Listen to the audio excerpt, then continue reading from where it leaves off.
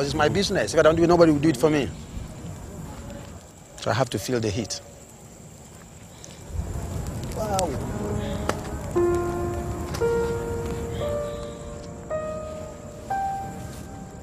Joseph's daughter's birthday is just 3 weeks away, and he's decided to work more and more late nights so he can afford to give her the best party possible.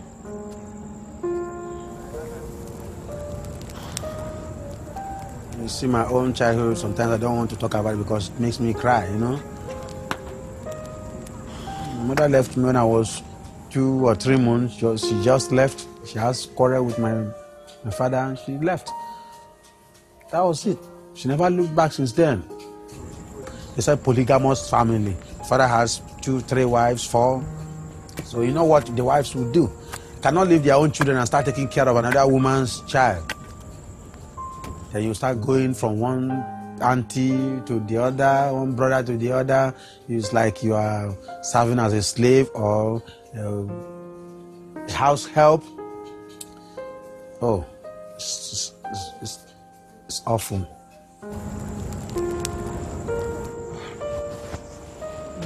There's a difference between motherly love and someone takes care of you when it's cold, like maybe it's rain. You know how your mother will cuddle you, hold you, and use cloth to wrap you. Nobody did that. Nobody is going to call you. But nobody will call you. Nobody called me. Just left me to die.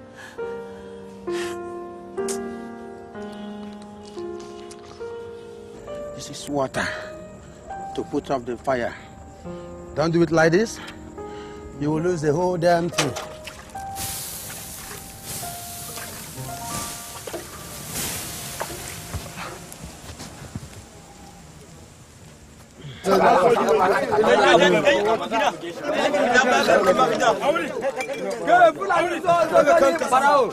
The next day, there's trouble among the scavengers. A man who's recently arrived from the north has been caught helping himself to someone else's collection of iron.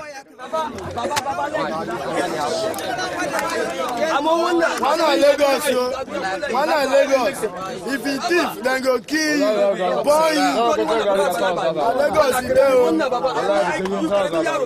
To sort out problems like this, the scavengers have formed their own kind of government, with this guy, Eriko, at the head. He's been a scavenger since he was a boy, but now, as their elected chairman, for the next 3 years, whatever he says goes.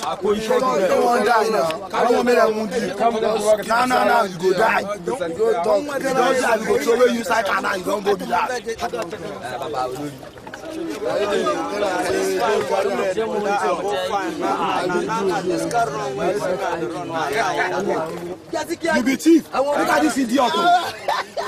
So you said no, the thief will do. If after this one, if I see you here, now PC go kill you. You don't hear? Don't go punish you. Like, maybe you come over our own.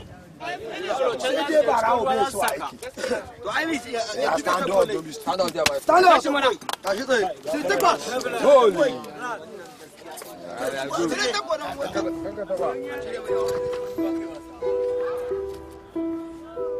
In the end, Chairman Eriko banishes the scavenger from the dump, never to return. He'll have to start again somewhere else, but he's probably glad he got away without the police being called.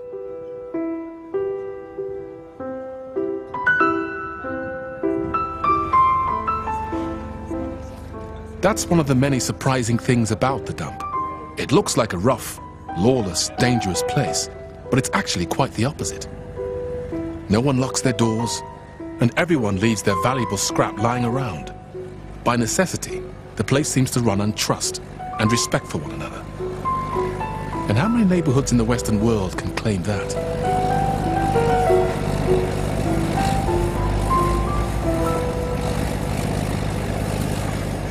What you know? Arsenal, who's time they play?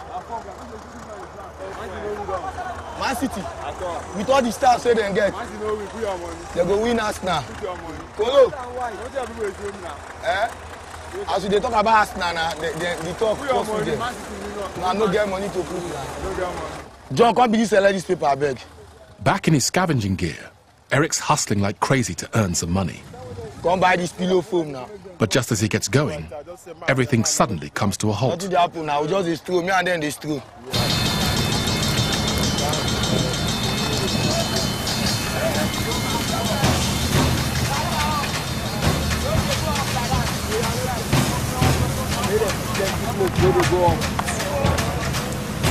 It's not easy.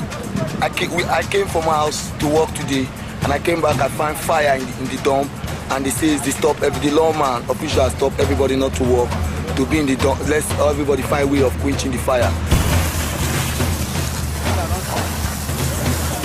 One of the hazards of working on the dump is that pockets of gas form under the decomposing rubbish, and once they catch a light, fires spread very quickly.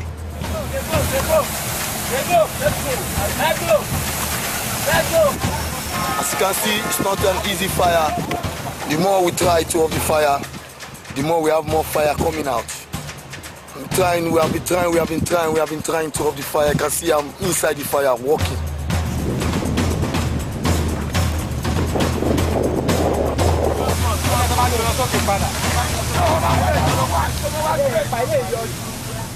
Two tanks of water from the fire service cannot off the fire from the dump.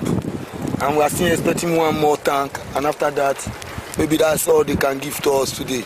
It's not easy. Not easy, right? I have to say thank you for coming to save the boys working in the dump. Yes. So this is our job. When we are called upon to do so, we perform our official duty.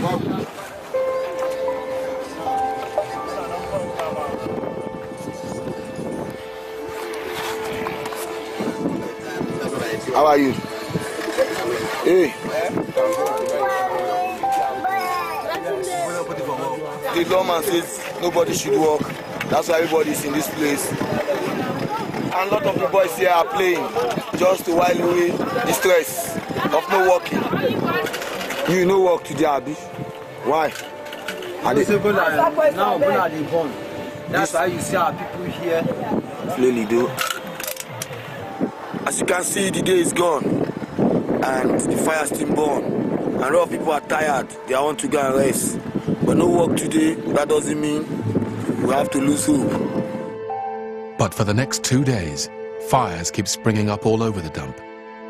And because it's the end of the dry season, everything burns very easily. Until the fires go out, no one can earn anything.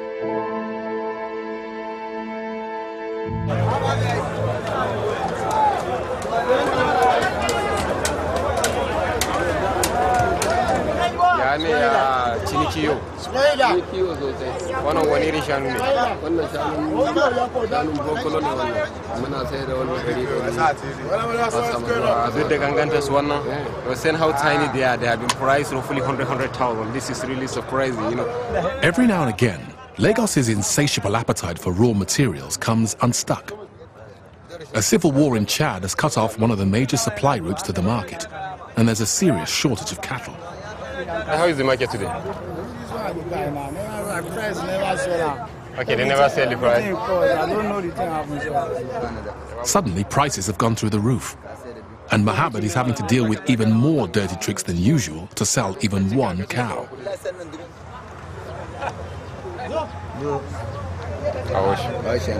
Eloni. Complete now,